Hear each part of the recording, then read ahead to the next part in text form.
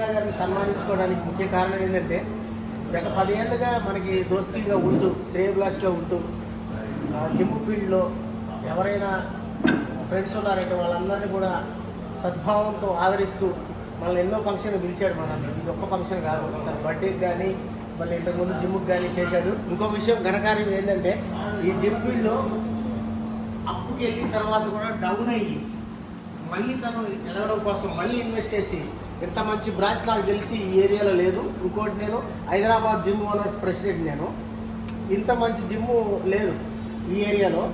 అలాగా తను కింద నుంచి కూడా మళ్ళీ సెకండ్ స్టెప్ ఎదగడం కోసం ఇంత ఇన్వెస్ట్ చేసి ఇంత క్వాలిటీ జిమ్ని తీసుకొచ్చి కూడా భయపడకుండా ముందుకెళ్ళే ఒక ధైర్యశాలి ఇతరులో మేము చూసాము. రెండోది ఇతను జాగ్వర్ జిమ్ ఓనర్ ప్రమోద్, ఈయన ఫ్లెక్స్ జిమ్ ఓనర్ ప్రమోద్, ఈయనకి 5 జిమ్లు ఆయనకి 5 జిమ్లు ఉన్నాయి.